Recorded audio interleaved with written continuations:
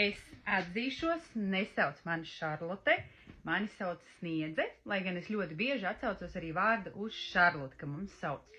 Bet jautājums ir, kāpēc tad mums veikals saucās Šarlotes audumi, nevis Sniedzes audumi?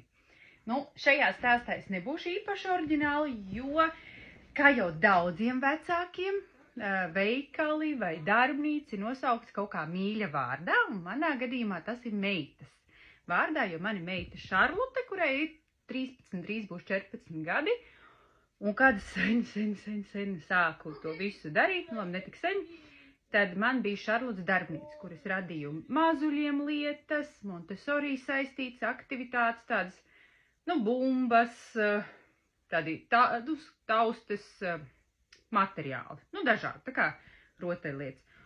Un kaut kā no Šarlotes darbnīcas tad tā lēnām virpinājās un aizgāja uz Šarlotes audumiem. Un nosaukumu mēs arī tā arī paturējām, jo vienkārši, manuprāt, izklausās ļoti skaisti, graciozi un cēli. Jā, un pārunāja to arī ar Šarlotu, un viņai arī absolūti nav iebildumu, ka mums veikals ir tāds nosaukums. Nu, mazais brālis mums gan viņu sauc par māsas veikalu, jo viņš kaut kā nav saslēdz, ka Šarlotes ir tā kā tāds nosaukums, viņam tas ir māsas veikals. Nu, un ja arī tevi kāda no darbnīcām, kāds ir tavs nosaukums un kādēļ tu viņu izvēlējies?